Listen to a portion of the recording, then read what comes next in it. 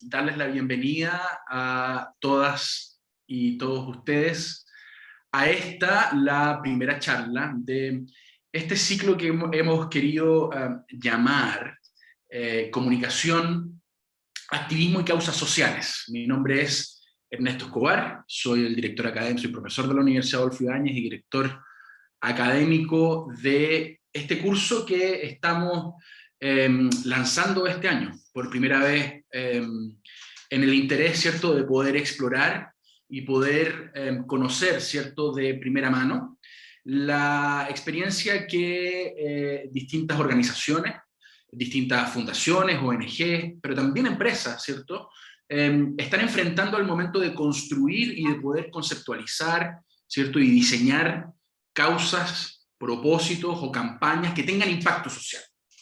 Por eso, esta primera charla de este ciclo la hemos querido llamar Nuevos desafíos para comunicar causas socioambientales, ¿sí? Esta es una conversación que se da en el marco del lanzamiento de este curso, que tiene el mismo nombre del ciclo de conferencias, Comunicación, Activismo y Causas Sociales. Este curso, en particular, es un curso que parte, ¿cierto?, de la reflexión que nos gatilla, ¿cierto?, la gran cantidad de cambios que hemos estado presenciando en nuestra sociedad durante los últimos años. En particular, después del estallido social, de la crisis sanitaria y económica que hemos como país y como mundo en el fondo se ha estado viviendo, pareciera ser que los cambios que están caracterizando, que están modificando, ¿cierto?, la estructura de nuestra sociedad, se están sucediendo de manera tan vertiginosa y a tal velocidad que nos presentan, a los que trabajamos en comunicaciones, los que tenemos el desafío, ¿cierto?, de movilizar y generar o diseñar campañas que sean capaces de generar cambio social, ¿cierto?, nos plantean, como les decía, dos desafíos. Por un lado, intentar comprender las bases, ¿cierto?, y los fundamentos que dan forma a esos fenómenos sociales, ¿cierto?, que están surgiendo y que están cambiando no solamente las técnicas, ¿cierto?, o las tácticas que utilizamos en materia comunicacional, sino que cambian profundamente también la forma en que tenemos de comprender el entorno. Y por otro lado, también nos interesa en este curso poder entender cómo somos capaces de visualizar, ¿cierto?, la profundidad de estos cambios y cómo esto impacta en la práctica de la comunicación, ¿cierto? Cómo impactan las herramientas que utilizamos, ¿cierto?, en el mundo de la comunicación y en el diseño particular de estrategias y campañas pertinentes que sean además efectivas para catalizar y apalancar los cambios, en el fondo, que los nuevos ciudadanos, las nuevas ciudadanas están demandando, claramente. Por lo tanto, la reflexión a la que estamos invitando es una reflexión que se circunscribe, ¿cierto?, a un territorio y a un espacio que se está modificando y por lo tanto no busca proponer soluciones ni fórmulas, sino que principalmente indagar y explorar a través de la conversación, ¿cierto?, acerca de las grandes preguntas que hoy día los que estamos trabajando con organizaciones, ya sea dentro de ellas o asesorándolas, organizaciones de la sociedad civil, organizaciones no gubernamentales, los que estamos asesorando a compañías en el fondo para la construcción de propósitos corporativos, ¿cierto?, que conecten mejor con estos desafíos, se están haciendo dentro de ese contexto. Toda la información acerca de este curso la pueden obtener en la página web de la universidad, obviamente en la sección cursos, y si no, yo estoy seguro de que en el chat de esta conversación van a estar publicando enlaces, ¿cierto?, con el link a la sección correspondiente. Quiero pedirles a todos y todas que por favor durante la conversación que vamos a tener durante esta tarde, mantengan sus micrófonos silenciados, ¿sí? Y que sus preguntas o comentarios nos los hagan llegar a través del chat. Yo, como moderador de esta conversación, voy a estar inyectando sus comentarios y utilizando sus preguntas precisamente para que podamos ir llevando adelante, ¿cierto?, esta conversación con tres increíbles invitadas. Quiero desde ya agradecerles, en el fondo, que estén acá con nosotros. a Isabel Tolosa, que es periodista, subgerente de comunicaciones de la Fundación Educación 2020. ¿Cómo estás, Isabel? Gracias por acompañarnos esta tarde. Está también con nosotros Denise Vega, que es socia de Tironi, consultora, la gran consultora de comunicaciones, ¿cierto? Denise, muchas gracias por acompañarnos también esta tarde.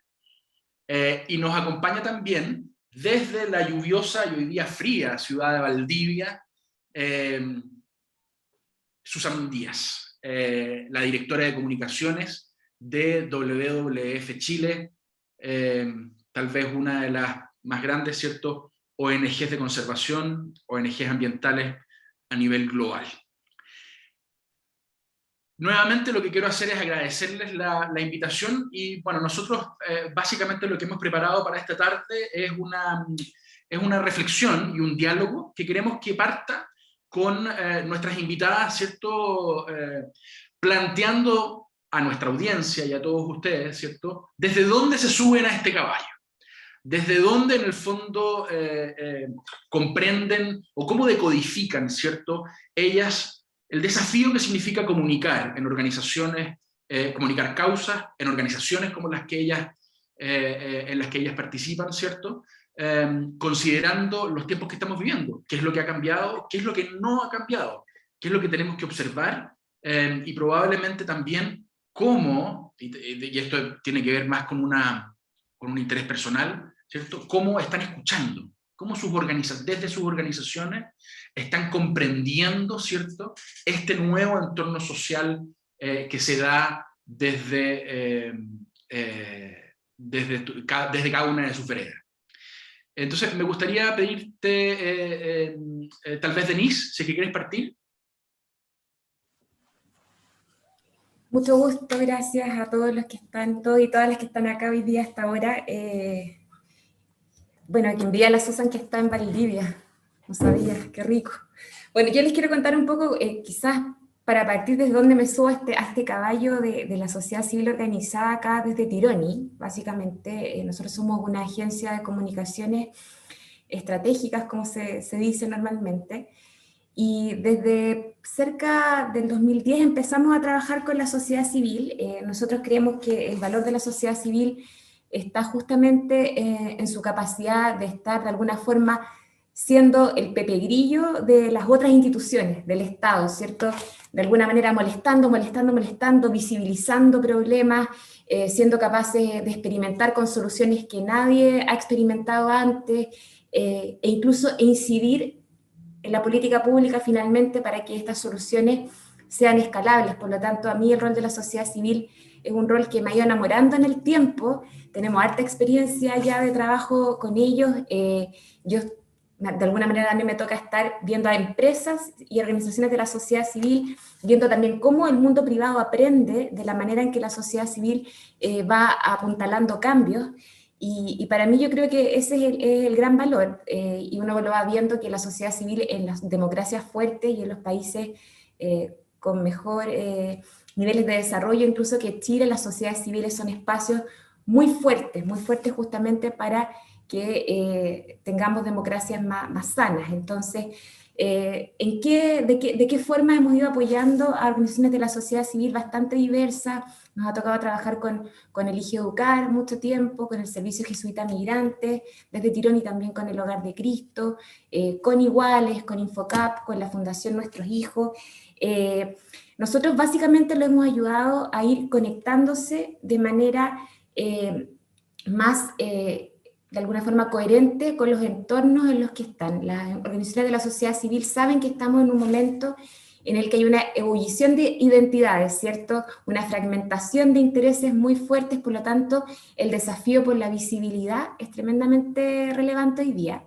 Y de alguna manera también estas organizaciones están tratando de construir marcas fuertes, propósitos fuertes que conecten con la sociedad y también que les permitan tener una interlocución más fuerte, más legítima, con aquellos que pueden escalar los cambios a un nivel ya más de política pública, en este caso con los estados, con los tomadores de decisión y con las autoridades. Entonces, desde ahí nosotros hemos ido ayudando justamente en estrategias de comunicaciones, porque la sociedad civil muchas veces dice, las comunicaciones no son justamente mi core o mi rubro principal, pero sí han ido notando que son las comunicaciones finalmente los que les permiten llevar adelante sus objetivos con mayores probabilidades de éxito. Entonces, hoy día buscan tener propósitos que resuenen en la sociedad, buscan tener marcas fuertes, ser recordados, ser reconocidos, buscan tener estrategias de incidencia, estrategias comunicacionales, buscan tener vocerías fuertes de manera, en el fondo, también de comunicar los mensajes de manera lo más efectiva posible. Y desde ahí es nuestro apoyo justamente a las organizaciones de la sociedad civil.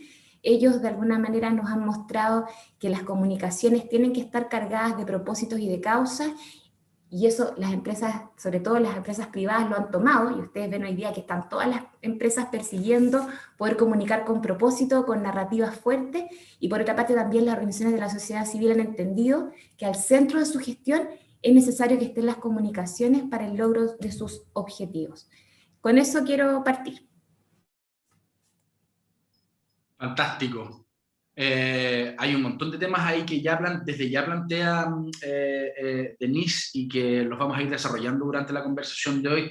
En particular, es muy interesante ver cómo efectivamente las organizaciones de la sociedad civil están aprendiendo, ¿cierto? O están asumiendo el desafío, ¿cierto?, de comenzar a gestionar las comunicaciones, ¿cierto?, gestionar sus marcas, aprendiendo de alguna manera u otra de la experiencia que eventualmente trae el sector privado, que evidentemente ha desarrollado muy fuertemente durante su historia, pero al mismo tiempo el sector privado está aprendiendo a comunicar, ¿no?, como si fueran ONG. Por lo tanto, se genera una competencia por espacios de atención que plantean nuevos desafíos, y que voy a dejarlo ahí en el fondo como tema, es cómo capturamos por lo tanto, la atención de ciudadanos y ciudadanas en un entorno tan saturado, ¿cierto?, de mensajes como el que estamos experimentando hoy día desde las distintas organizaciones y de las distintas instituciones. Quiero darle la palabra a Isabel Tolosa, de Educación 2020, para que en tus 2 minutos nos puedas compartir también desde dónde te subes a este caballo. Gracias, Ernesto. Gracias por invitarme a la universidad también. Es de verdad un placer poder hablar de comunicación y activismo social. Es algo que yo creo que a los que estamos acá nos convoca. Y yo hoy día quiero plantear como, no sé si a lo mejor provocar un poco en el debate de la conversación una mirada distinta.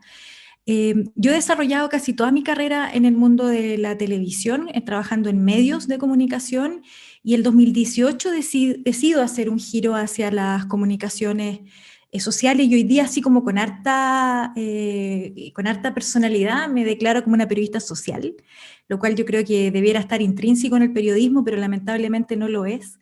Y de alguna manera, gatillado por un aprendizaje de la Universidad Alberto Hurtado en Historia y Políticas Sociales, hice un giro y me fui a trabajar a Teletón el año 2018, y hace poquitos meses partí ahora como subdirectora de comunicaciones de Educación 2020. Y desde ahí quiero hablarles un poco de lo que significa romper un par de paradigmas en comunicación hoy día. Yo de alguna manera fui formada en comunicaciones para decir que la comunicación masiva era la comunicación más importante. O sea, a mí me enseñaron que mientras más alcance mejor, mientras más rápido espectacular, mientras más impacto es genial. Es un periodismo de los 90 donde claramente el único medio de comunicación fuerte era la tele, la radio, la prensa escrita. Los medios masivos eran los que tenían todo el poder de concentración de información. Y desde ahí es donde yo de alguna manera también he ido cambiando mi paradigma y he ido aprendiendo que tenemos como comunicadores, como periodistas, que aprender a trabajar en otros mundos. Y yo diría que en estos 4 años de giro comunicacional a trabajar las comunicaciones desde la sociedad civil, siento que he aprendido que menos es más calidad, que menos es más fidelización, y que menos a veces puede significar un real cambio, mucho más de lo que es más. Y desde ahí, por ejemplo, yo hoy día pensaba en esto, estaba pensando, ayer, bueno, nos juntamos a conversar un poco con estos temas, fue muy agradable, la verdad la conversación me hizo reflexionar mucho. Es que yo estoy formada porque para un seminario donde llegan 70 personas es un desastre. O sea, a mí me han dicho toda la vida que tiene que ser súper hipermasivo, grande, con mucha gente. Sin embargo, hoy día, perdón, y también me han dicho que si planifico un tremendo encuentro y le pongo cualquier cantidad de actividades comunicacionales y llega poca gente, es pérdida de plata. Eso de alguna manera es lo que me enseñaron en comunicaciones. Y hoy día he tenido que romper ese paradigma y sentir que debemos aprender a hablarle a las comunidades de una manera tal cual como lo haríamos a una comunidad de masas, ahora hablarle a una comunidad pequeña. Y de alguna manera hemos aprendido que debo invertir igual como si fuera una comunicación masiva. Por supuesto que la comunicación de comunidades, que es un poco lo que me gustaría gatillar en esta conversación, es que habláramos de lo que significa comunicar a una comunidad, es más lenta, a lo mejor con el propósito que me propongo, pero sin duda es más creativa, fideliza, no se van, retribuyen, dan un propósito a nuestra causa, permite conquistar grupos pequeños que al cabo de un tiempo son muchos. El valor de invertir tiempo, recursos y estrategia en la comunidad a largo plazo, yo siento que me va a generar un grupo fiel y constante. Y eso es como lo que de alguna manera quería transmitirles en esta conversación y que podamos hablar. Yo les diría que este aprendizaje viene de trabajar durante 3 años con un grupo de influencers en Teletón, un grupo chiquitito, donde todos y todas son personas con discapacidad, con títulos profesionales, con discurso, con mucho que aportar, y ellos me enseñaron que no quieren que otros hablen por ellos.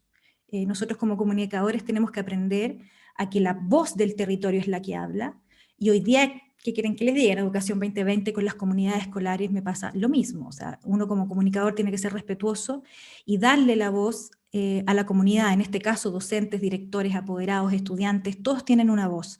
He aprendido a usar el mailing, estoy pero sorprendida con la capacidad que tiene un buen correo bien hecho. He aprendido a usar la página web, las redes sociales, para mi comunidad, bien chiquitito.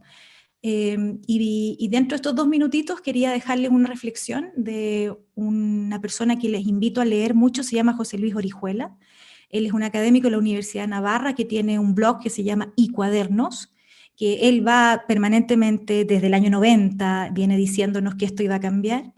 Y él dice que la comunidad es un entorno de diálogos mucho más focalizado en lo que se puede recuperar la escala familiar, que define el alcance de una conversación. Y mi invitación hoy día es a dialogar sobre cómo comunicamos bien y cómo logramos encantar a la comunidad. Eso es lo que quisiera plantear hoy día, Ernesto.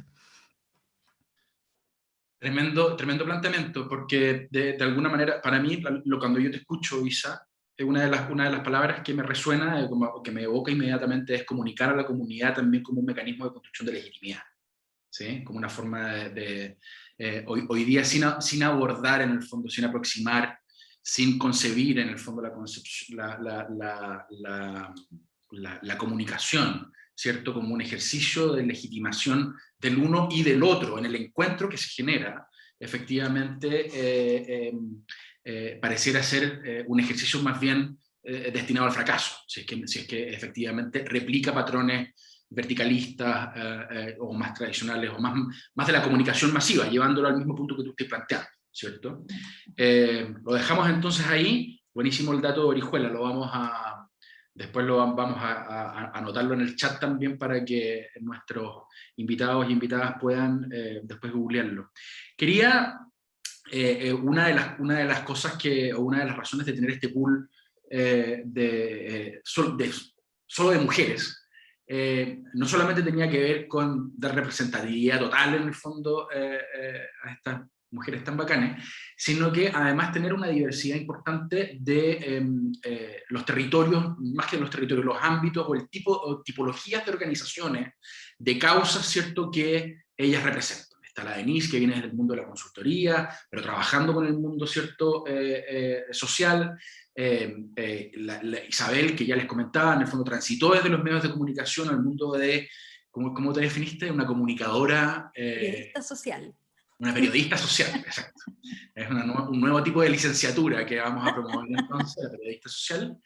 Y está Susan, ¿cierto?, que estábamos recordando incluso alguna nominación por ahí a ser elegida una de las mujeres más influyentes del año, hace poquitito tiempo, precisamente por el trabajo que ha venido desarrollando en comunicación en materia ambiental, desde WWF. Entonces quería, Susan, darte la bienvenida y darte el espacio, ¿cierto?, para que puedas compartir algunas primeras impresiones con nosotros. No, buenas tardes, gracias por la invitación. Estoy muy contenta de poder compartir algunas de nuestras experiencias, de mi experiencia como comunicadora. Yo también soy periodista de formación. Sin embargo, nunca he ejercido el rol como de periodismo en medios de comunicación, a diferencia de Isabel. Siempre he estado desde las organizaciones sociales y ya bastante tiempo trabajando en esta organización que me encanta, que es WWF, que tiene más de cerca de 18 años en Chile. Sin embargo, sus primeros años fueron bien centrados, digamos, en el trabajo territorial. Yo estoy en Valdivia, de hecho, y la oficina de WWF parte en Valdivia. Parte en el mismo territorio que esperaba trabajar y que esperaba, digamos, conservar y proteger, que eran los bosques valdivianos que tengo aquí atrás. Pero también somos una organización global. Nosotros estamos en muchas partes del mundo y me subo al caballo, como decía el Ernesto, desde el gran desafío que tenemos como organización global, que estamos enfrentando hoy día en términos ambientales. Nosotros hablamos y visualizamos que tenemos 3 crisis en este momento. Una crisis es cambio climático, que ya no podemos negar, digamos, los efectos, no podemos negar la situación en que nuestro país y el planeta en general está con respecto al cambio climático. Otra es la pérdida de la biodiversidad, que en términos catastróficos, digamos, ha ido perdiendo población en los últimos años. Y hoy día tenemos esta crisis sanitaria, pero que también responde a una crisis ambiental. Entonces, el nivel de la situación que nosotros enfrentamos como organización es tan grande que nuestra necesidad de comunicar y nuestra necesidad de enganchar nuevas audiencias y concientizar de la situación que estamos viviendo a la comunidad es así también de grande, digamos. Por lo tanto, el desafío que tenemos todos los días es, y un poquito ya a diferencia de lo que comentaba Isabel, es cómo podemos contarle a millones de personas la situación en que estamos, y cómo ese proceso de informar, de contar, se transforma en concientizar. O sea, yo como audiencia me hago consciente, entiendo lo que pasa, me hago consciente, y finalmente actúo, y logro el cambio. Los cambios de hábitos son una de nuestras herramientas, o una de nuestras estrategias que estamos siempre pensando, cómo podemos, digamos, hablar con las personas, y cómo podemos gatillar este cambio de hábito, que también es tan difícil. Los cambios de hábitos no van a suceder de un año para otro, demoran años de trabajo, sino son décadas en algunos casos, pero la presión que tenemos adelante es tan grande, tenemos que llegar a hacer estos cambios de aquí al 2030, que tenemos un desafío muy interesante por delante.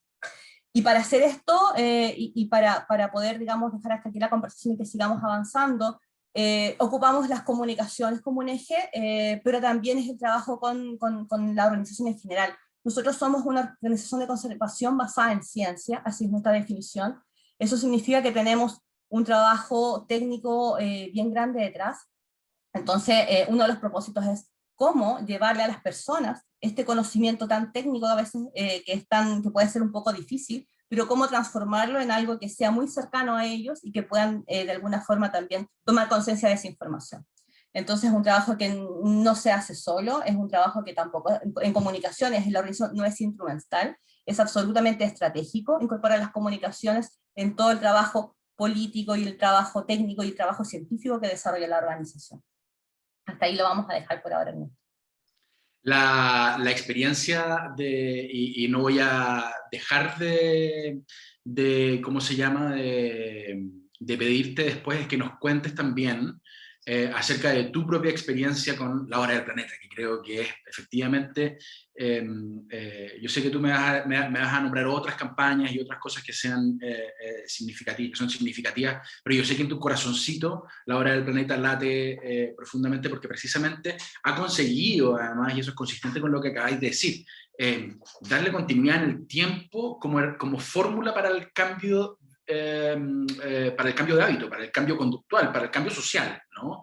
Si al final del día el valor que tiene la Hora del Planeta es, aunque no suene bien la palabra, es la redundancia, ¿sí? Es decir, vamos y repetimos en el fondo como disco rayado un mensaje que finalmente busca modificar, ¿cierto?, el comportamiento de las personas. También en este caso, apagar la luz durante un periodo de tiempo para llamar a hacer conciencia, ¿cierto?, acerca de una problemática en el fondo socioambiental que se está viviendo. Yo no sé si hay alguna de nuestras invitadas que quiera reaccionar o complementar lo que dijo. La Denise quiere meter la cuchara y así vamos también, en el fondo, conectando esta conversación, que creo que hay hartos vasos comunicantes, ¿no? Para avanzar. Dale, Denise. Sí, quería como vincular un concepto de la Susan que me gustó mucho que ella dijera: nosotros hacemos conservación basada en ciencia. Y yo creo que un avance importante que ha tenido la sociedad civil o las buenas organizaciones de la sociedad civil es tratar de incidir en base a evidencia. Y claramente hoy día el trabajo de la sociedad civil gasta bastante energía, por ejemplo, en investigación, en estudio, en articulación con las universidades, porque no sé si ustedes se han dado cuenta, pero el concepto de activismo muchas veces lleva un prejuicio. Los activistas son personas que están movilizados por emociones o por causas irracionales, y uno se da cuenta en el fondo cómo eso está bastante lejos de la realidad. Y es muy interesante en el fondo cómo uno ve que se hace uso de evidencia comparada, se busca de alguna forma y se invierte mucho presupuesto en contar con evidencias suficientes para poder mover y movilizar el cambio. De hecho, hay una pregunta acá respecto de los temas de los acuíferos, de ríos y humedales, donde uno ve que hoy día hay una articulación cada vez más profunda entre el mundo de la academia, ¿cierto?, y el mundo, en el fondo, de las organizaciones de la sociedad civil. O sea, estamos movilizando el cambio en base a conocimiento y evidencia. Acá no hay cabezas calientes que están irracionalmente promoviendo algún tipo de cambio. Y otro elemento que quería decir también, hay otro concepto en el fondo que también está bien manoseado, que es el concepto de lobby, que de alguna manera todos lo vemos como lobby igual, algo malo, algo negativo. Y las organizaciones de la sociedad civil hacen mucho lobby. Es una forma en la cual pueden conectarse con los tomadores de decisión justamente para lograr cambios. Y es un trabajo duro, un trabajo difícil. Ahí también en el mensaje la burocracia, ¿cierto?, es compleja, pero finalmente parte importante también del trabajo de comunicaciones de las ONGs tiene que ver justamente con lograr poder llegar a comunicar debidamente con los tomadores de decisión en base a evidencias, como dice la Susan, en base a ciencia, para poder en el fondo lograr sus objetivos. Así que quería dejar esos dos elementos, el tema de las evidencias, del conocimiento como una herramienta comunicacional, y también la incidencia y el lobby como otra herramienta donde las comunicaciones también y las capacidades comunicacionales de estas organizaciones sin fines de lucro también se despliegan. Eso quería comentar. Es muy relevante en el fondo el punto de la incidencia en el fondo en la conversación y en la discusión pública, porque evidentemente todas las organizaciones, todas las campañas, ¿cierto?, en las que uno ha tenido la oportunidad de participar, lo que buscan es generar cambios no solamente desde la perspectiva conductual, sino que desde la perspectiva también de la política pública, de generar incidencia en el fondo y perfeccionar, ¿cierto?, los cuerpos legales que hoy día existen y que eventualmente van dejando brechas y que van dejando espacios o zonas grises, ¿cierto?, que eventualmente permiten que determinada actividad se pueda realizar o no. Ese grado de incidencia, Denise, ¿tú crees que, dado el contexto en el que estamos hoy día y donde eventualmente tenemos autoridades que eventualmente están más o menos sensibilizadas a estas temáticas, a estas nuevas temáticas sociales que se articulan, cobra mayor relevancia y mayor incidencia, o siempre lo fue y ahora simplemente lo que estamos haciendo es que lo estamos constatando? Bueno, yo voy a decir como desde lo que logro enterarme o saber, y ahí la Susan y la Isabel seguramente, como están ahí con las botas en el barro, deben saberlo mejor que yo incluso. Pero este año es tremendamente desafiante para las organizaciones de la sociedad civil, porque además de que están tratando justamente de incidir en aquellas materias de ley que les competen directamente, muchas de ellas están muy abocadas también a incidir en el proceso constituyente.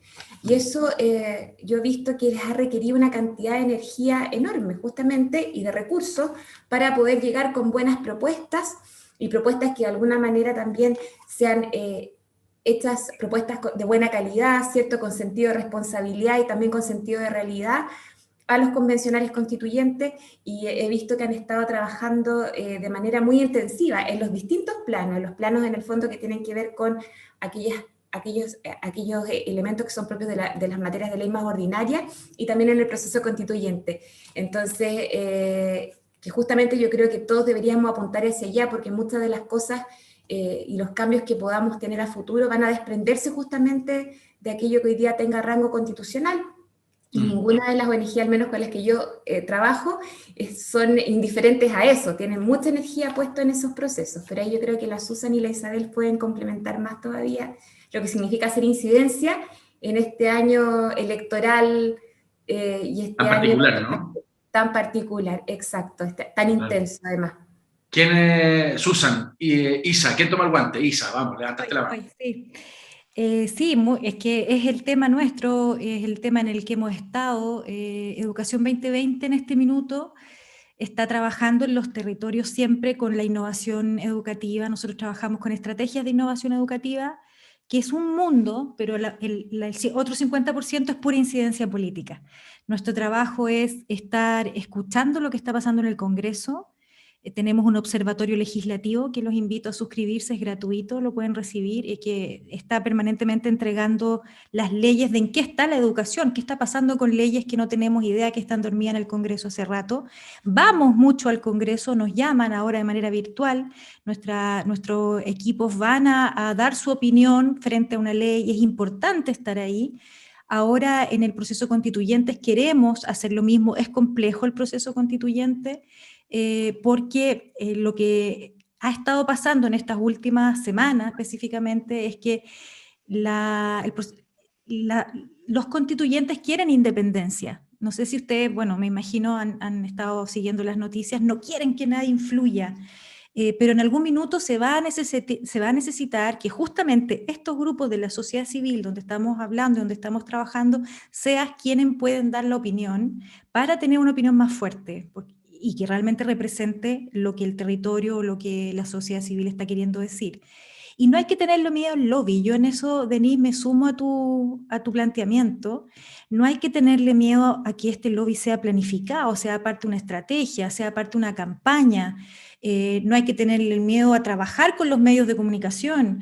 Hay que plantear y que sea transparente además en esto. Yo ahí me imagino que todos estamos de acuerdo que hoy día, si me voy a juntar con alguien, lo explicito, lo cuento, qué pasó, qué me dijo, qué quiero, qué busco, qué propósito tengo. Pero yo creo que todo esto, y ahí es donde aparecen las comunicaciones como un rol súper importante, son claves cuando uno lo planifica bien y arma una estrategia coherente de discurso, con claridad, qué es lo que quiero plantear, qué es lo que quiero cambiar, cuál es mi propósito. Y eso se necesita una estrategia. Y en eso, bueno, nosotros ahora estamos ahí expectantes de lo que va a pasar con el tema constituyente. Educación 2020 hizo un decálogo de los 10 principios donde invitamos a los candidatos a ponerse una mochila y llevar la educación a la Constitución como tema país, y ahora nuestro trabajo es que ese decálogo se vea reflejado en la Constitución. Entonces, ¿cómo vamos a trabajar eso? Ni les digo la cabeza que le estamos metiendo en este minuto. Ustedes, Susan, también realizan de una manera, es interesante, de una manera distinta, esa búsqueda de generar incidencia, y corrígeme si es que estoy equivocado, porque voy a conectar lo que había dicho la Isabel con lo que planteaste tú en el fondo, de que son aproximaciones en el fondo o fórmulas que de alguna manera u otra apuntan a generar este cambio, ¿cierto? Pero que se apegan al caballo de manera distinta. La ISA lo que promueve y su bandera es menos es más, ¿cierto? Y grandes organizaciones como WWF lo que dicen es, lo que necesitamos en el fondo es conseguir causas o campañas que consigan movilizar a la población, sensibilizarlas a ellas para eventualmente, a través de la presión que la propia ciudadanía genera, ¿cierto?, influir en el tomador de decisión. Dos caminos distintos para llegar al mismo destino, o WWF también en el fondo está combinando la gran campaña, ¿cierto?, con acciones de incidencia directa, donde el menos es más de la ISA también hace sentido. Sí, depende, hacemos ambas. Depende un poco, digamos, del tipo de objetivo que hay detrás y cuáles son los tiempos que tenemos, por ejemplo, para actuar, pero efectivamente ocupamos, digamos, ambas instancias. Y ahí ya voy a traer ya a terreno, digamos, algunos ejemplos. Por ejemplo, en Merluza, nosotros trabajamos en pesquería sustentable también, y buscamos en algún momento la recuperación de esta pesquería que es la merluza. Y uno cuando llega a comunicación la merluza, digo, pero ¿cómo comunico merluza? Que es fea, que no sé qué, qué fotos pongo, digamos, porque en general uno con comunicaciones siempre está buscando el mono bonito, qué sé yo. Sin embargo, dándole vueltas, digamos, desde la conservación, que lo que estábamos buscando es que la merluza pasara de este estado que está en un estado de colapso a un estado que empiece, digamos, a avanzar de plena explotación, que es lo que estamos buscando, digamos, porque es un recurso que necesitamos consumir, qué sé yo, y que mucha gente depende de este recurso. Y ahí buscamos, digamos, en cómo engancharlo con la gente, y fue a través de un consumo sustentable. Y esa campaña lleva 5 años de trabajo con nosotros. Por eso hablábamos un poco de que necesitábamos tiempo para ir colocando los mensajes en las personas. Y buscando principalmente que la época de la veda se conozca, que es en septiembre, que se conozca, que se entiende y que se respete. Y efectivamente hemos tenido, digamos, muy buenos resultados. En los últimos años las incautaciones de merluza han ido bajando. Las denuncias frente al tema de cuando se encuentran que está el tema, digamos, se está vendiendo, se está, digamos, comercializando merluza en su época de veda, llegan más también.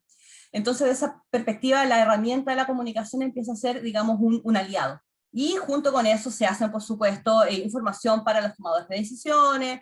Se trabaja a veces muy cercano al departamento que tiene que ver con la regulación. Entonces, de alguna forma tenemos que ir complementando las oportunidades y las herramientas. Sin embargo, lo que yo quería también hablar con respecto a la oportunidad que tenemos hoy día, y que tampoco creo que es una casualidad que estemos en esta situación donde tenemos, o han declarado que muchos de los constituyentes, por ejemplo, tienen una mirada ambiental, en el caso mío, digamos, que voy a hablar del tema más ambiental, tiene que ver porque estamos en un momento distinto, digamos, y ahí ya también voy a entrar a los datos. Hace poquito nosotros lanzamos un estudio que se llama el Eco Despertar, que también los invito a buscarlo en nuestra página web, porque nosotros estábamos mirando este problema tan grande, este desafío que veíamos en términos de ambientales, qué era lo que había que hacer, y lo que nosotros queríamos saber es si la gente estaba entendiendo un poco este tema.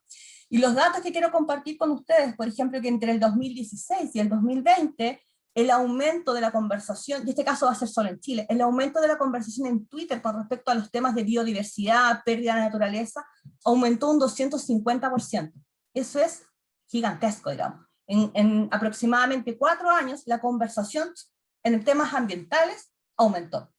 En términos de publicaciones también de noticias online, también aumentó cerca de un 8,4%, y ahí tengo que decir que es mucho más difícil colocar el tema ambiental en los medios de comunicación. O las búsquedas de Google también, digamos, aumentaron casi un 50% en Chile, y esta es una tendencia que ha sido global, no solamente en Chile, también en otros espacios. Y lo que nos está diciendo es que la gente realmente está preocupada de lo que está pasando, sobre todo en donde se están viendo los efectos. Latinoamérica, digamos, ha sido, digamos, uno de los mercados, si los vamos a llamar así, en donde más ha aumentado este interés, y además lo vemos reflejado, por ejemplo, con el tema de gente que está buscando productos ambientalmente amigables. Por ahí vi una pregunta pasar en el chat que decía, ¿es lo mismo concientizar con cambiar, digamos, de conducta? No, no es lo mismo, digamos, es el paso siguiente. Entonces aquí lo que estamos viendo con estos datos es que por un lado estamos al parecer llegando a las personas, las estamos de alguna forma concientizando, la gente está buscando información, sin embargo tenemos que enganchar mucho más el tema del cambio de conducta. Y espero, digamos, o sea, es un reflejo el tema de los constituyentes que hoy día están, o los gobernadores, los candidatos que salieron como gobernadores hoy día, igual nos están diciendo algo en términos ambientales.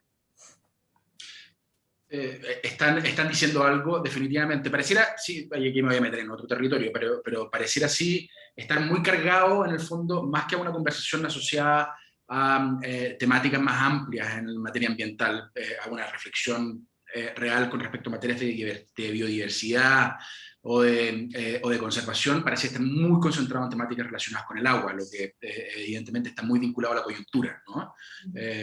Agua es uno de los grandes temas que hoy día surgen como bandera, ¿cierto? Desde las comunidades, desde, en el fondo, la sociedad organizada, ¿cierto? Y es inevitable que efectivamente esta atraviese transversalmente las agendas de los tomadores de decisión, ¿no? Ya veíamos en la discusión, y perdóname, Susan, tú estás en Valdivia, pero los que estamos en Santiago y fuimos testigos de la discusión entre los dos candidatos a gobernadores regionales. Básicamente lo que se sacaban en cara era si tenían o no tenían una reflexión y un punto de vista con respecto al agua, ¿no? Particularmente dentro del territorio.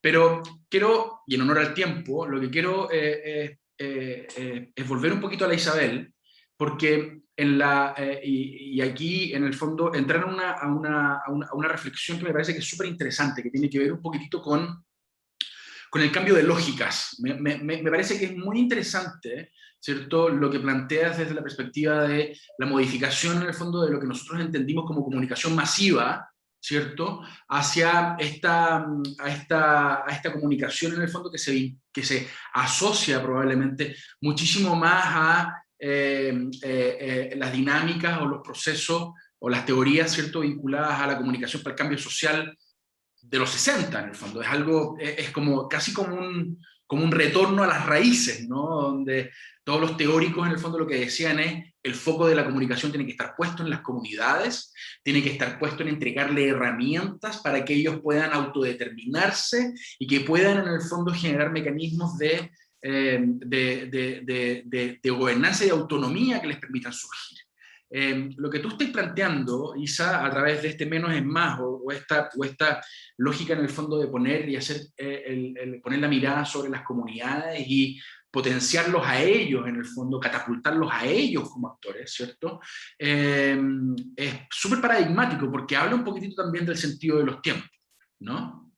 Sí, es que me estaba acordando, Ernesto, no puedo dejar de recordar a un tremendo influencer que yo le digo, que es el Guillermo Aranguis, Grillo Aranguis, que es un chico que tiene una discapacidad y que es un campeón él corre, digamos, competencias paralímpicas, maratones paralímpicas.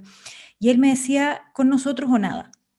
Yo no quiero que alguien hable por mí, como si yo no pudiera hablar. No quiero que un animador represente mi voz, ¿ya? Eso en respecto a la Teletón. Y esto mismo yo lo llevo a todas las comunidades, que en el fondo nosotros como comunicadores tenemos que aprender a trabajar con la comunidad y a sacar la voz de la comunidad, no representándolos, sino entregándoles herramientas para que ellos se transformen en los verdaderos voceros. Y eso es un trabajo lento, de preparación, de valoración de las comunicaciones, de entender que dentro de las comunidades hoy día es mucho más confiable y válido para la propia comunidad que hable alguien de su propia comunidad. Y cuando yo digo menos es más, yo digo menos, pero hartos menos van a ser mucho más, ¿ya? O sea, en el fondo no es que sea poquito, sino que en el fondo son muchas veces haciendo mucho con tu comunidad, va a terminar siendo un gran evento, un gran momento. Y como dice Susan, y ahí me tomo de ella, yo creo que hoy día en las comunicaciones tenemos que usar todo lo que tengamos a nuestro alcance. La comunidad, el trabajo en la comunidad es algo muy importante, el trabajo en los medios de comunicación también, el trabajo de una campaña masiva también. Y hay que darle la importancia, lo que yo planteo, a estos tres elementos al mismo nivel. O sea, en el fondo yo no puedo invertir toda mi comunicación en la comunicación, en los medios de comunicación, dejando de lado a la comunidad.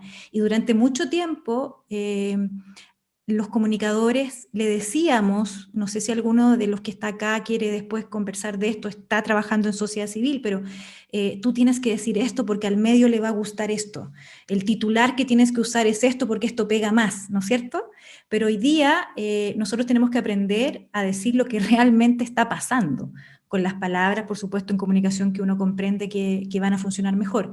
Y eso explica escuchar a la comunidad, trabajar con la comunidad, mantener a la comunidad comunicada sobre sus proyectos, ser coherente con la voz de ellos. A eso me refiero con el menos es más, pero siempre consciente de que muchos menos, si hacemos muchas acciones, vamos a terminar siendo una comunidad más grande y más fidelizada.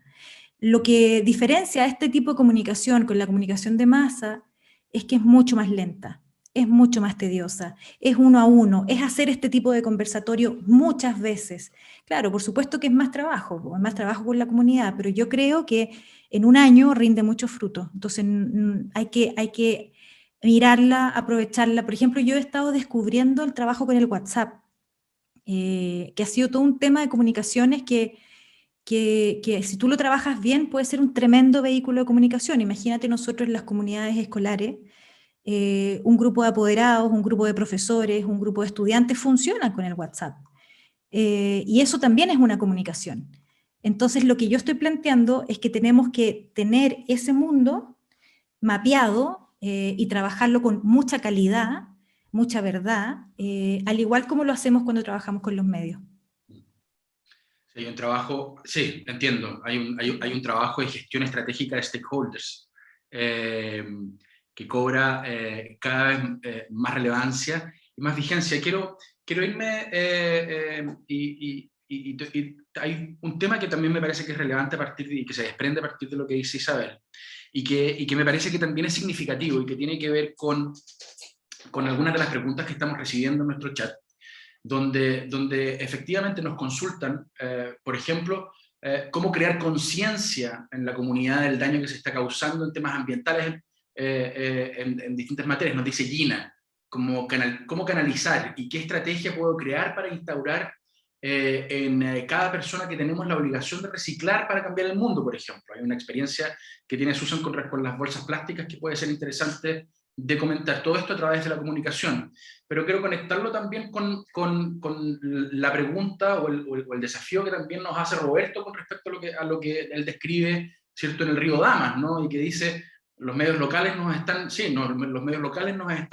escuchando, consiguieron ahora un reportaje en Chilevisión para crear conciencia, ¿cierto?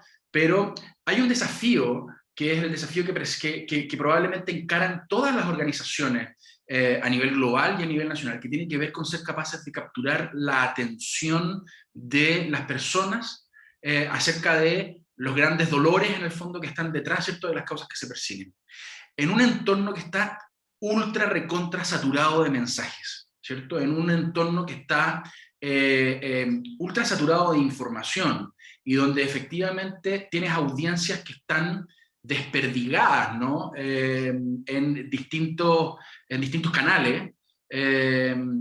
¿Cómo desde sus organizaciones o desde el trabajo que ustedes realizan han entendido en el fondo este desafío, el desafío de ser capaces de operacionalizar campañas, ¿cierto?, en lo que llaman una economía de atención, ¿no? Una economía donde efectivamente lo que se está transando es la atención de las personas que están allá afuera.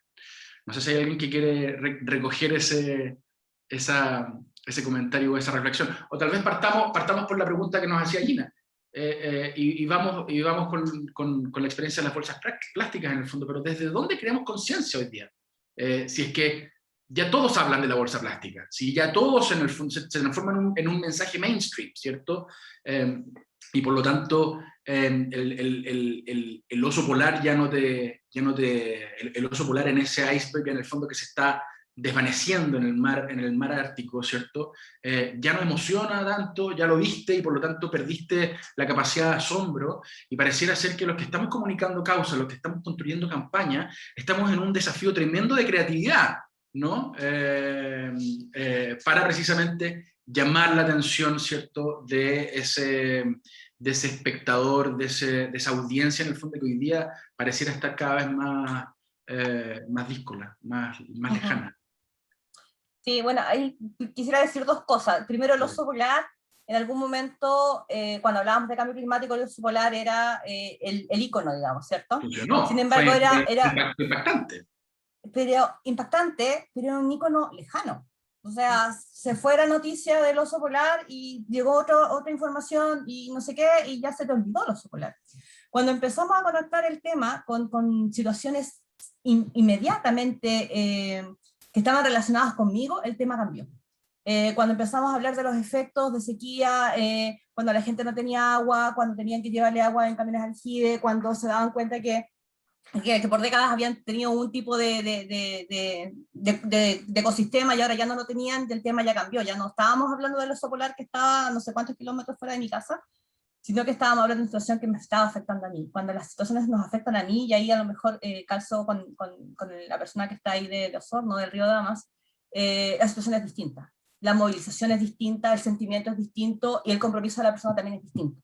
Eso es un tema que es súper importante, digamos, hacerlo cercano a la gente. Como busco, digamos, estos personajes que son los embajadores, como decía la Isabel, que son las mismas comunidades los que tienen que decir y hablar, digamos, y poder, digamos, conectar con el resto de las audiencias. Y que después te das cuenta que efectivamente no solamente le afecta a la persona sino también me afecta a mí y en el río que tengo acá o en la situación que tengo acá.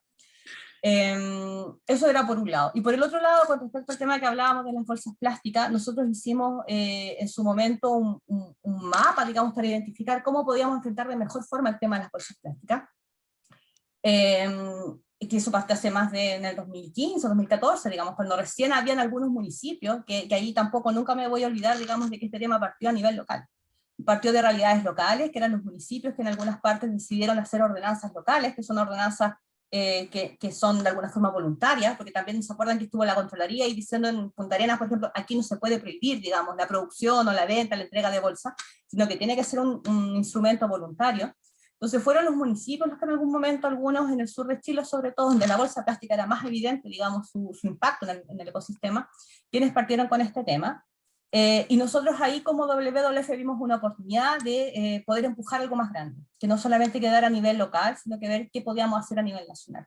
Y para eso hicimos una estrategia en donde podíamos abordar distintas instancias. Uno era las comunicaciones, digamos, cómo concientizar con el tema, inventamos un personaje que era la bolsa zombie, tratamos de llegar a los estudiantes y a los colegios para poder hacer ver, digamos, visible la problemática por un lado. Segundo, trabajando... El nunca tan bien ponderado corpóreo, ¿no? Hicimos un corpóreo loco por ahí, pero principalmente hicimos caricaturas de la bolsa zombie. Tan vilipendiada la figura del corpóreo, pero mucha que sirve. 400 años en el ambiente, o sea, obvio que era un zombie, pues estaba más allá de nosotros ahí en el ecosistema. Pero había otras líneas que queríamos abordar, y otra de las líneas fue trabajar a nivel local. Nosotros acá, ya les contesto yo en Valdivia, lo que tratamos de hacer acá con la Seremía es que la ordenanza local no solamente fuera de un municipio, tenía que ser regional, porque no sacábamos nada, lo veíamos muy bien en el área de Concepción. Concepción tenía una ordenanza, la comuna vecina no tenía la ordenanza de la bolsa plástica, y cuando yo no tenía tiempo de empacar mis bolsas y iba al supermercado, cruzaba la calle y me iba, digamos, a comprar, donde me entregaban las 10 bolsas por cada carro de supermercado que yo llenaba, digamos. Entonces teníamos que hacer, digamos, una regulación regional, que de alguna forma fueran, digamos, todos los municipios alrededor que pudieran estar en sintonía. Y otro trabajo que se hizo fue con el retail, que era poder concientizar, ellos ayudaban a concientizar a sus clientes. Y ahí me gustaría resaltar, por ejemplo, el caso de Sodimac. El caso Walmart, digamos, fueron los primeros con los que trabajamos, y ellos lo trabajaban a nivel de cliente, pero también el caso de Sodimac, que fue antes de la regulación. Antes de que hubiese regulación, ellos dijeron, no vamos a entregar más bolsas, vamos a educar a la gente y vamos a entregarle otras formas de poder llevarse sus cosas. Y finalmente también, bueno, estaba el tema de la regulación nacional. Entonces, con esto, digamos, este cambio de actitud que podríamos habernos demorado tal vez mucho más, solamente haciendo educación, concientización, venía acompañada de una regulación local y una regulación nacional que nos hacía avanzar de alguna forma un poco más fuerte, un poco más rápido, y lo otro era la voluntad de empresarios y la voluntad digamos, de los que proveían, digamos, esos insumos. Y ahí hay un ejemplo de cómo en relativamente poco tiempo, 2 años, 3 años, las bolsas plásticas desaparecieron de nuestro comercio, la bolsa plástica para el transporte de productos, y hoy día tú ya no las ves. Digamos, o sea, yo tenía una práctica que era una práctica muy personal, que era, mientras yo caminaba, yo recogía todas las bolsas plásticas que veía, digamos, en mi trayecto de, no sé, de mi casa a mi oficina. Y yo iba recogiendo bolsas y me echaba, había días que recortaba 5, pero después hubo un tiempo que no encontré más bolsas plásticas. Lamentablemente ahora vamos viendo mascarillas. Entonces ahí siento que el trabajo todavía no está terminado.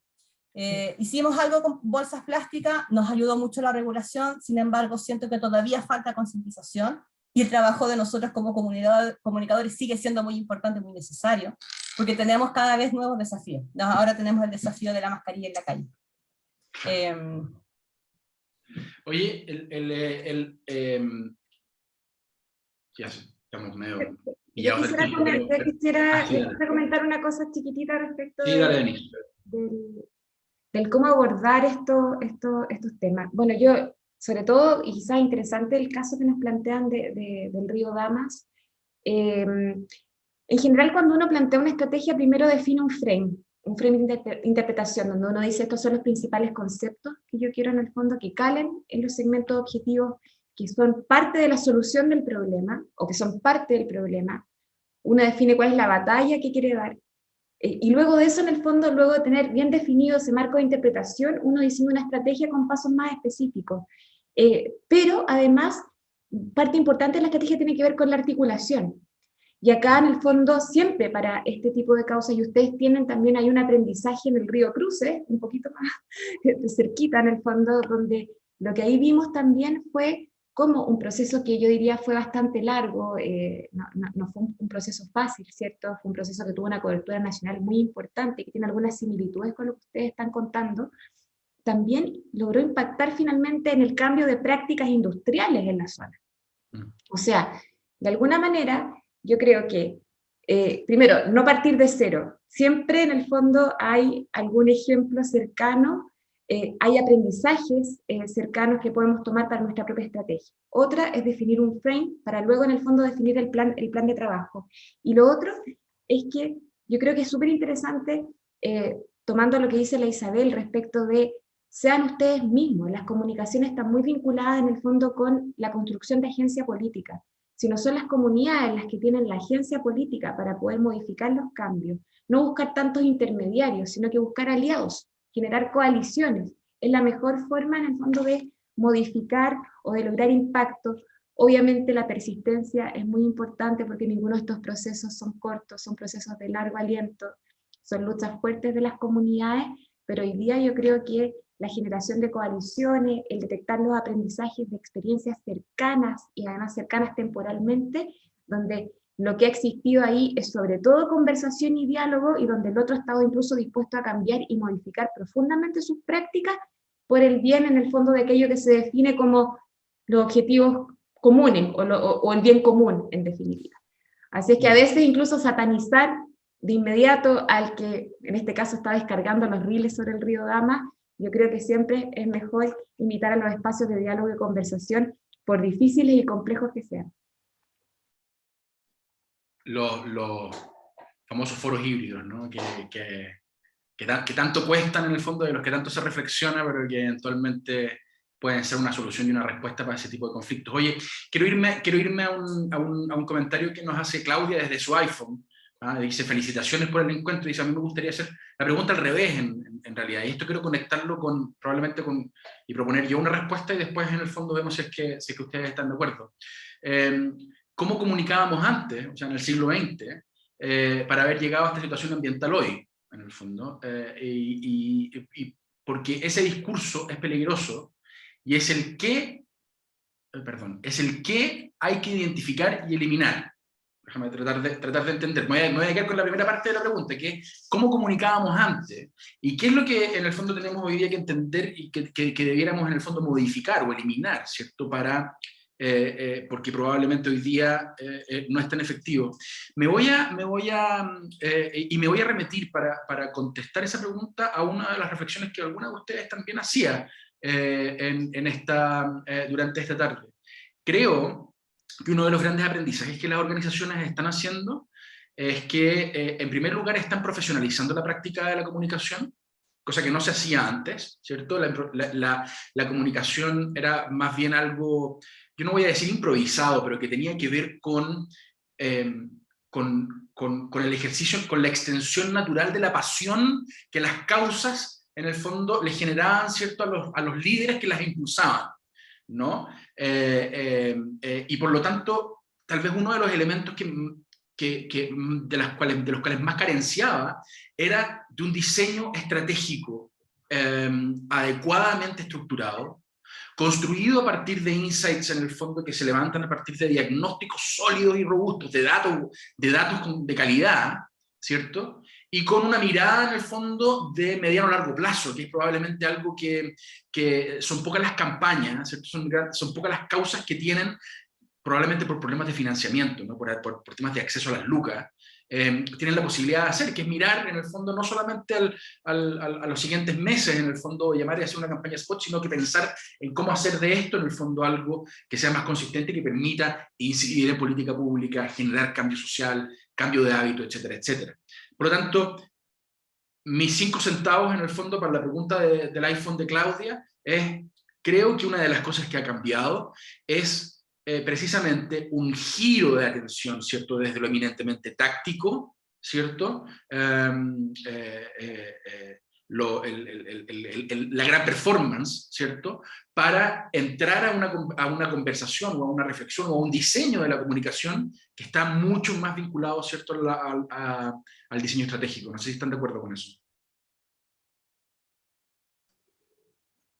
Isa. Es que estaba leyendo además los comentarios de Alex, que son bien interesantes. Sí, abajo. ahí los vamos a leer después, pues te echamos unas flores ahí. Me pasa es que tengo un palo blanco, Isa. Un palo blanco, Isa. Quiero entender a Claudia, pero yo tengo una sensación que en el caso de los temas medioambientales, Susan por supuesto es experta y nos puede corroborar esto, pero no se comunicaba mucho por Ernesto. Yo creo que cuando ella pregunta cómo se hacía antes, más bien se actuaba sobre hechos consumados. Entonces, eso hacía que de alguna manera los temas medioambientales crecieran y los problemas medioambientales crecieron en el mundo entero bajo una cosa oscura. Y yo diría que ahí también Denise nos puede ayudar porque ¿qué empezó a pasar? Que las comunidades empezaron a decir esto no me parece y empezaron a exigir transparencia, que eso es lo positivo de las comunicaciones hoy día, pero mi sensación es que efectivamente para llegar al estado medioambiental o llegar a los problemas sociales que tuvimos, había mucho ocultamiento, no había interés. Yo sin criticar a los medios de comunicación, porque igual siento que tienen un rol, todavía creo que tienen un rol, de repente siento que están súper perdidos con los temas que están pasando en el país, llegan tarde a los temas del país. Me pasó mucho también en medios que mis peleas internamente eran, o sea, los temas de migración, los temas de un Chile que está sumamente caro. Nosotros los veníamos hablando, pero tangencialmente, por ahí un reportaje, por ahí un momento, no es persistente, ¿verdad? Entonces yo diría que lo que ha pasado ahora, que es súper interesante y que también lo dice Alex en su comentario más abajo, es que en el fondo, cuando el medio de comunicación no saca a la luz los temas, no queda otra que la comunidad se active. Y hoy día lo rico de las redes sociales, cuando uno las mira desde una perspectiva positiva, es que democratizó la comunicación. Somos muchos los que podemos a través de estas plataformas tener un propio medio. Estoy un poco enredada, pero en el fondo me provocó este comentario, porque siento que, claro, hoy día es la comunidad la que está haciendo que los temas salgan. Es interesante la discusión. Y ahí solamente déjame, para alinear un poco la sopa, déjame decir que el trabajo que vienen haciendo organizaciones como WWF o como Greenpeace, ¿cierto?, en materia ambiental, a propósito, viene desde la década del 70. O sea, la denuncia ambiental, en el fondo, la puesta en valor, ¿cierto?, de esas temáticas, tiene 40, 50 años. ¿Sí? Entonces, efectivamente la pregunta de Claudia tiene mucha incidencia, porque uno dice, sí, efectivamente, probablemente nos demoramos 50 años entonces en que el issue verdaderamente fuera considerado, ¿cierto?, por la élite, los medios, los tomadores de decisión, ¿cierto?, e incluso eventualmente la academia, que durante mucho tiempo en el fondo estuvo enfocada, ¿cierto?, en generar reportes o informes que fueran más bien funcionales a determinados intereses o a determinadas líneas de pensamiento, ¿cierto? Entonces, yo no sé si estoy tan de acuerdo con esa idea de que antes no se informaba o no se comunicaba. Yo creo que... yo no hablo desde la perspectiva de la sociedad civil, ¿ya? Yo hablo desde la perspectiva de los medios y ok. desde el que está cometiendo el crecimiento, o sea, el que está cometiendo el Una daño al medio falta. ambiente por el crecimiento económico, finalmente ese es el problema. Entonces siento que ahí había mucho secretismo, mucho mejor no comuniquemos nada, hasta que las comunidades son las que hacen que esto se levante, es la sociedad civil la que La hace sociedad que civil esto organiza. despierte. Exacto. Ujú. Sí. Pero Lo yo que pasa igual es quiero hacer el mea culpa, ¿ah? De WWF. Es cierto que nosotros llevamos más de... Este año cumplimos 60 años, somos ya tercera imagínate. edad. Pero efectivamente en los primeros años de la organización estaba todo muy enfocado a la especie, a la protección de una especie. Por eso, digamos, también el ícono que tenemos como oso panda, que era una de las especies emblemáticas que estaba ahí en peligro en ese momento, y también estaba muy abocada a la construcción de espacios para proteger estas especies, áreas protegidas, qué sé yo. Y la misma organización se dio cuenta y ha ido evolucionando, y hemos ido evolucionando nuestro mensaje, de que eso no es suficiente. O sea, yo también creo que ahí el mea culpa, digamos, de estas organizaciones que son más globales, son más grandes, están establecidas, digamos, en este aspecto, es que empezamos a hacer la lectura y a lo mejor más lenta de lo que estaba pasando en realidad en el territorio. Entonces hoy día, si bien trabajamos mucho todavía con que haya más áreas protegidas en ciertos espacios para proteger, también estamos viendo que el tema de la huella ecológica es un tema que es mucho más macro, y eso es lo que ahí estamos apuntando, a cómo reducimos la huella ecológica de las empresas, de las personas, digamos, y que sea este complemento que se necesita. No solamente necesitamos ni siquiera cerrar espacios para que haya más protección, sino que necesitamos bajar la cantidad de emisiones que estamos generando, porque cada vez somos más cantidad de personas, queremos más cosas, digamos, de alguna forma, y exigimos más desde la economía, un recambio que a lo mejor no necesitamos. Entonces ahí el mea culpa que yo hago por la organización es que en su momento tal vez leímos un poco más lento de lo que estaba pasando, y ahora estamos súper apurados. En realidad ahora estamos así como, ya, tenemos que hacer estos cambios ahora. Oye, ¿Puedo, Denise, puedo hacer un solo comentario sí, chiquitito Denise, respecto a lo que... ¿Sí? solamente para darte la pasada a ti, pero Vale. creo que además otra de las grandes diferencias que hay es que hoy día hay datos.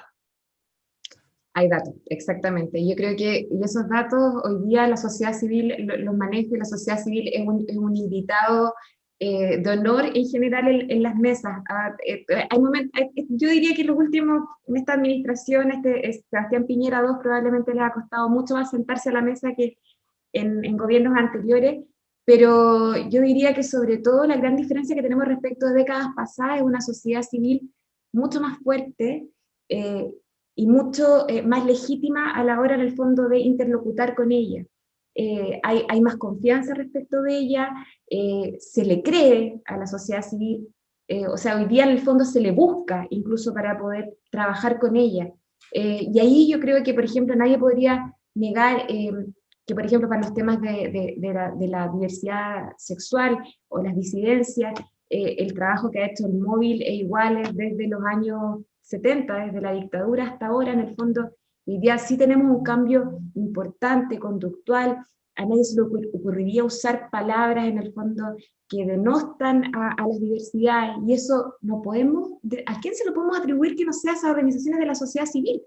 Entonces, la verdad, yo creo que por un lado está el tema de que a lo mejor las comunicaciones no eran tan estratégicas o tan efectivas, no tengo idea, pero yo la verdad creo que la musculatura de la sociedad civil en los últimos 10 años ha aumentado muchísimo, muchísimo, muchísimo, y son capaces en el fondo de impulsar cambios que uno jamás se esperaría. Obviamente en un timing donde tenemos una sociedad mucho más educada, más globalizada, etcétera. Hay factores también que ayudan a que estas cosas sucedan, pero en definitiva yo de verdad le atribuiría con tranquilidad en el fondo que muchos de los cambios que hoy día estamos viviendo son gracias a una sociedad civil fuerte. Es un tremendo punto. Oye, me voy al chat y voy a aprovechar de tirar, de no dejar Bueno el pasar las chat. flores Está bueno el chat. sí, que le pusieron que le tiraron a la Isabel. Alex dice que efectivamente esta recomendación en el fondo del uso de WhatsApp, particularmente lo lleva a temas de los estudiantes en Atacama, es algo que es interesante para poder replicar y para poder observar. Dice, en la mayoría de las comunidades aisladas no existen medios de comunicación de calidad y suplen ese rol siguiendo algunas redes sociales que tienen intereses particulares. Podremos discutir después acerca de fake news, en el fondo, que circulan por redes sociales, ¿ah? Pero eso es materia de otra charla, es materia de otro encuentro. Entonces hace necesario trabajar sobre iniciativas que favorezcan la comunicación local para su desarrollo real, ¿no? Y es lo que hablábamos un poquitito acerca de la comunicación y el cambio social, ¿no? Como disciplina, Isa. Lo que pasa es que quería contar una experiencia muy corta de una directora de un liceo en Valparaíso en pandemia, que a mí me hizo reflexionar mucho sobre el WhatsApp que plantea Alex, ¿no es cierto? Que es una comunicación súper directa y concreta y impacta una comunidad de 40, 50 personas que están en un grupo de chat.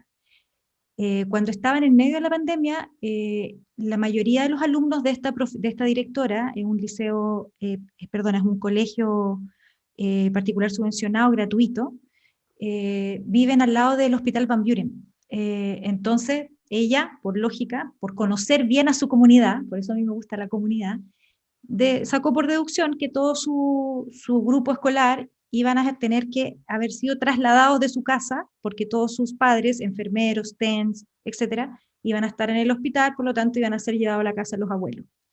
Y no tenía cómo llegar, no tenía cómo hablar, no tienen conectividad, estamos hablando de un cerro en Valparaíso con bastante vulnerabilidad. Entonces, ¿qué hizo? El WhatsApp. Hizo una encuesta, bien diseñada, cortita, donde preguntó cómo están. Hizo 8 preguntas básicas en conectividad, en hambre, cesantes, y esa encuesta en 2 días la contestó el 98% de su población educativa. Y ella a la semana de iniciar la pandemia, hay que ponerse en el contexto de abril del año pasado, cuando estábamos todos con susto, con incertidumbre, con miedo, sin plata, no sabíamos qué iba a pasar. Hoy día estamos más bien con aburrimiento, tenemos otra emoción. Ella en 3 días logró entender a su comunidad y logró llegar con ayuda desde canastas familiares, mucho antes que el gobierno, y además logró llegar con guías pedagógicas para poder adaptar la clase, porque claramente ella no iba a poder conectarse por internet porque no había conectividad. Entonces empezó a dejarles las guías a los alumnos casa a casa.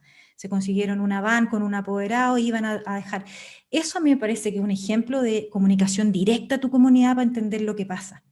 Y ahí yo dije, chuta, aquí hay un mundo a descubrir. ¿Cómo me comunico? ¿Cómo utilizo esto como una herramienta de comunicación? No solamente como un diálogo para ponerme de acuerdo, para conversar, etc. Quería hacer esa salvedad que Alex me despertó me recordó esta historia. Bueno, la Constanza Duñac dice que, volviendo un poquitito a la pregunta que hacía Claudia desde su iPhone, creo que lo que pasaba antes era que, en parte, es que el desarrollo económico era lo único importante. Y la única forma de hablar de medio ambiente era a través de lo económico, ¿no? Entonces, efectivamente, esa aproximación más economicista o la comprensión economicista de la realidad, efectivamente, era lo que preponderaba. Pero me quiero ir, y para terminar nuestra jornada, porque estamos pasados ya en la hora, pero no quiero dejar de plantear esta pregunta, porque me parece que es súper buena, la que hace Claudia Alarcón. La Claudia nos dice... Quisiera, por favor, es una alocución más larga que pueden leer ustedes en el chat después, pero dice, quisiera, por favor, que pudieran compartir cuáles son los indicadores de impacto que están usando en el fondo o que recomiendan utilizar, ¿cierto?, para visibilizar, ¿cierto?, para medir, en el fondo, la efectividad de una estrategia de comunicación. Son hartos. ¿Comento yo? Adelante. En general lo que hemos estado haciendo últimamente, y interesante porque hoy día justo hicimos una matriz para poder medir cambio, modificación a partir de una estrategia de incidencia de comunicaciones en temas de género. Y bueno, y ahí lo que estamos usando hoy día es esta famosa matriz de la teoría del cambio, que en primer lugar uno tiene que detectar cuál es el problema que te está tratando de resolver, quiénes son tus públicos meta, cuál es el punto de entrada en el fondo, cuál es tu línea base, en qué situación estás actualmente, cuáles son los pasos necesarios para poder generar esos cambios. Y luego ahí, por ejemplo, empezamos también a trabajar sobre indicadores más cuantitativos de respecto del trabajo. Y ahí en el fondo uno puede hacer un tracking de valoración de los públicos donde estoy tratando de incidir. Puedes también buscar la cantidad de personas que has logrado movilizar. Hay una cantidad ahí importante de de indicadores más cuantitativos, engagement, bueno, ahí cada uno en el fondo definirá según la estrategia que logró definir. Luego también uno identifica muy bien cuáles son los beneficios que uno está traspasando con el trabajo que está realizando. Y por último, definir cuáles son los cambios de largo plazo que estamos observando como una meta. Esta matriz a mí me gusta mucho y está disponible para todo el mundo, es la famosa matriz de la teoría del cambio, que nos permite ordenar muy bien los pasos de una estrategia y identificar, como nos está ahí comentando Claudia, creo, respecto de cuáles serían los efectos más cuantificables, ¿cierto?, del trabajo que estamos desarrollando en las comunicaciones. Eso es lo que yo podría aportar. Isabel, Susan, ¿qué KPIs, qué indicadores están usando ustedes? Yo me sumo a esta matriz que es muy interesante. Yo la conocí hace muy poquito, Denis, así que feliz si la compartes. Sí, Tu experiencia, te vamos a pedir un taller ahí. A mí me gusta mucho el engagement en esto, mucho, mucho, más que el alcance. Para el mundo de las comunicaciones, todo se mide con alcance. El alcance, mi sensación es que es como algo que, yo lo explico así, en el fondo cuando uno va en el Transantiago, en la micro, y ves de repente un afiche en el paradero y lo miraste, pero no lo pescaste, no hiciste nada, tampoco lo compartiste, nada, sino que solo eso es el alcance. Entonces, pues mira, el alcance es una métrica bien vacía, pero sin embargo hoy día las decisiones comerciales se toman harto por alcance. A mí me gusta el engagement, encuentro que a lo mejor son números más chicos, pero es cuando realmente la comunidad entendió lo que tú dijiste, le gustó, lo compartió y además se hizo fans tuyo, o sea, te siguió. Esa medición es muy bonita, creo que es más fiel. Y también, ¿sabes qué? Nosotros estamos empezando a medir vocería, Denise, es bien interesante, es cuántos voceros de la comunidad estamos pudiendo poner en los medios. No nosotros, no la comunidad de Educación 2020, que tenemos profesores, hay psicólogos, sociólogos que están preparados para esto, pero ¿cuántos directores de colegio hemos logrado que hablen del discurso en los medios, impulsado por nosotros? Eso va a ser interesante porque al final de año vamos a medirlo, creo que es una nueva forma de medir la calidad de tus comunicaciones. ¿Cuántos representantes de la comunidad lograste que hablaran en los medios? Bueno.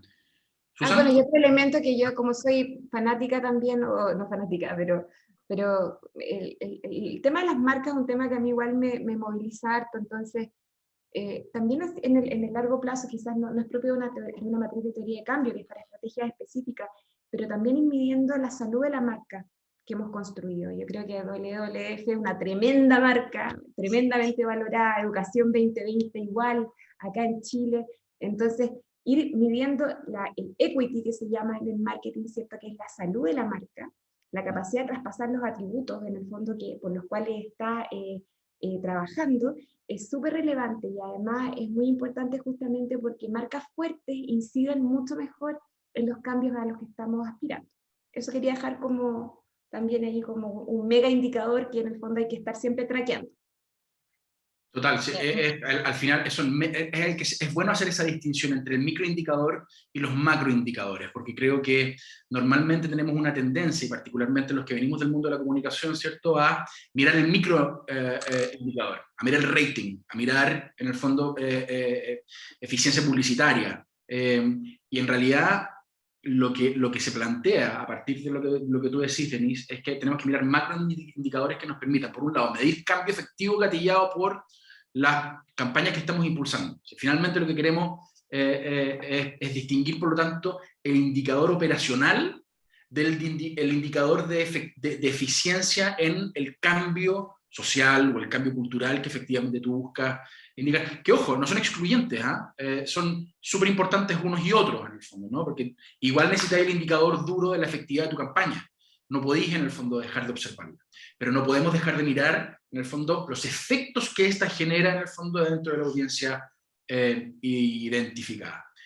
Susan, ¿algo para cerrar? Sí, nosotros ocupamos varios, porque definitivamente no es fácil llegar, digamos, a cuantificar cómo nos está yendo. El más seguro podría ser la encuesta, pero las encuestas son caras, entonces no necesariamente tenemos siempre la capacidad de poder hacer encuesta para ver en línea base cuánto sabía la gente antes de la campaña, cuánto terminó, digamos, conociendo, qué sé yo. Vaya a tener que hacerlo por WhatsApp ahora. Yo creo. Pero siempre estamos también revisando los que van como por los costados, digamos, cuántos seguidores tenemos, cómo les fue la publicación, qué pasa, digamos, la noticia, cuántas veces nos llamaron de los medios, cuánto pudimos, en una nota de prensa, cuánto pudimos hablar. Pero también están estos que son más por el costado, digamos, que digo yo, y ahora voy a hablar de La Hora del Planeta cortito, Ernesto. La Hora del Planeta es una campaña, digamos, que nosotros hacemos, ojalá que todos la conozcan acá, pero que en definitiva lleva más de 12 años, nació en Australia, y lo que buscaba es concientizar a través de un acto muy simbólico que era apagar la luz por 1 hora, y se hace el último sábado de cada marzo.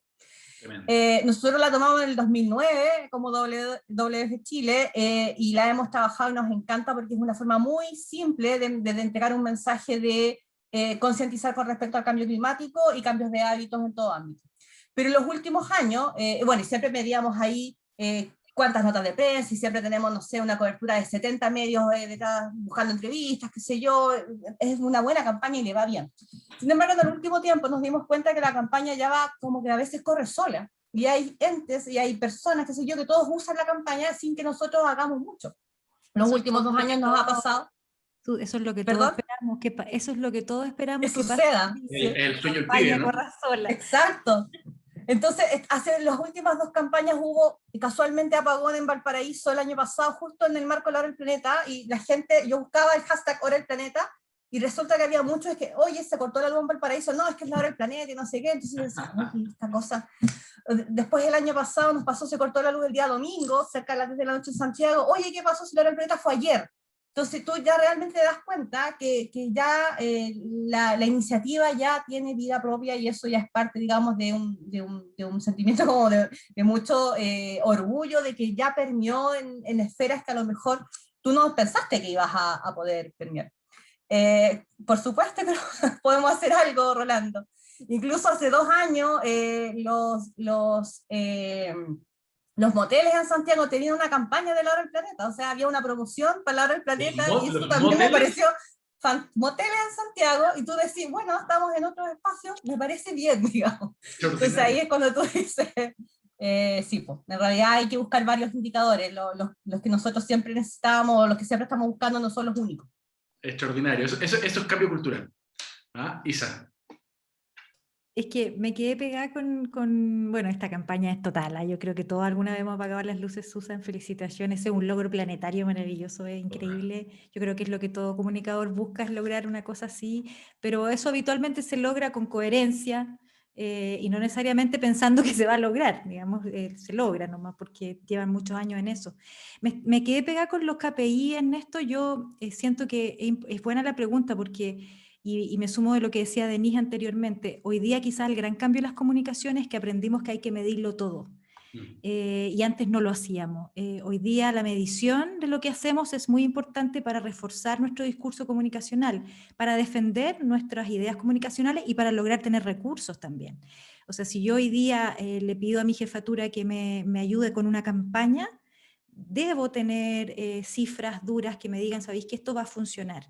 Esto funcionó, esto es lo que la gente quiere escuchar, esto es lo que podríamos hacer, pero que venga acompañado de mucha métrica. Hoy día los periodistas y los comunicadores no podemos no tener métricas. Quería como hacer ese énfasis. Y nos cuesta a veces, ¿eh? Sí, pues nos cuesta. Sí, pues no estamos muy preparados, como que somos medios enemigos de la planilla Excel. Oye, Isabel, Denise, Susan, quiero agradecerles, porque me encantaría poder seguir conversando. Creo que hay 1.000.000 de temas en el fondo que salen a partir de esto.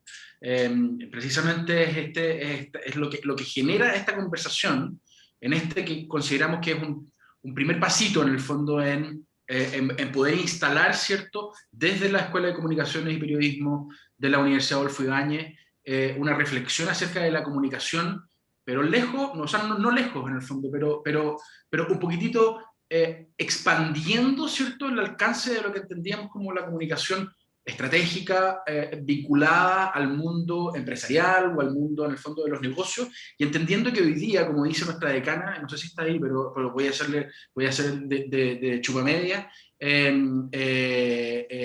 entendiendo que la comunicación está en el centro de las transformaciones. Y eso es lo que inspira, en el fondo, un poquitito este curso que estamos lanzando en el segundo semestre de este año, que se llama Comunicación, Activismo y Causas Sociales. De nuevo, toda la información acerca de este curso está en la página web de la universidad. Pueden además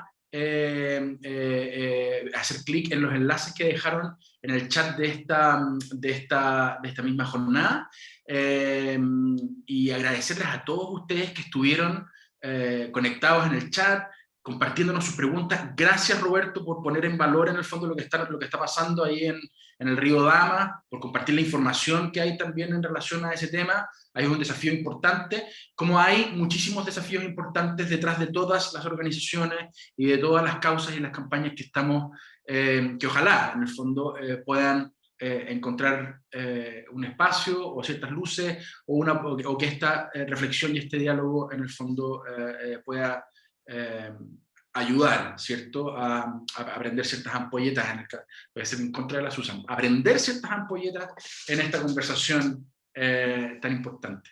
Denise, Susan, Isa, muchas gracias. Gracias a ti, gracias a la universidad. Gracias, gracias a todos y todas las que se quedaron hasta el final de esta charla. Sí, no tuvimos merma, parece. Oh, merma, maravilloso. Sí, yo también agradezco y los saludo también. Tengan buena noche. Un abrazo grande. Chao, Chao. chao.